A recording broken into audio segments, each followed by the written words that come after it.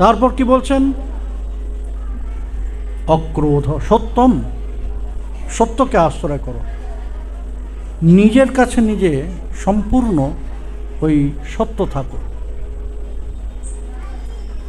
অপরের কাছে থাকতে হবে না, নিজের কাছে নিজে পরিষ্কার থাকো, যাতে নিজের প্রতিচ্ছবি দেখে ভয় না পাও, নিজের প্রতিচ্ছবি দেখে নিজের সম্বন্ধে তোমার খারাপ ধারণা না হয়। আয়নার সামনে যাতে তুমি স্থিরভাবে দাঁড়াতে পারো, নিজের চোখে নিজের চোখ দিতে পারো। খুব কঠিন বিষয়,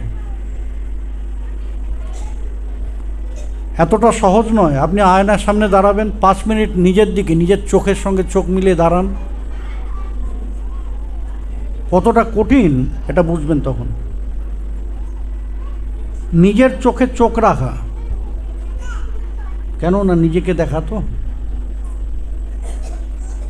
নিজেদের বিষয়ে নিজেরা যদি ভাবতে আরম্ভ করি, তখন মনে হয় সর্বনাশ, আমার থেকে টাউটারা দুনিয়া দুটো নেই তো।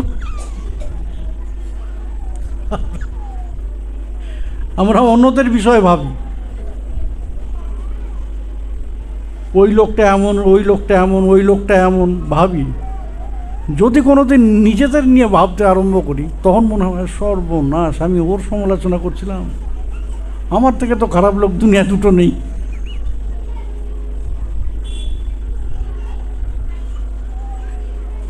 তাই না? বলেন যে এই সত্যিটা নিজের মধ্যে জাগ্রত করতে হবে।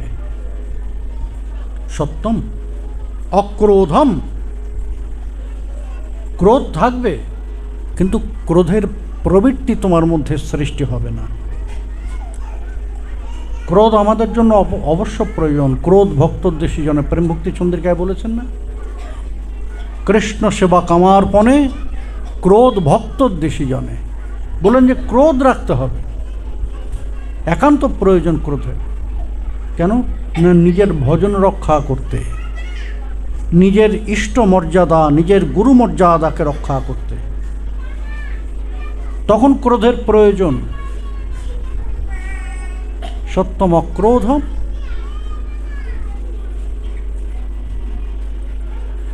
এগুলো হচ্ছে ওই ধর্মের লক্ষণ। ইতি চেত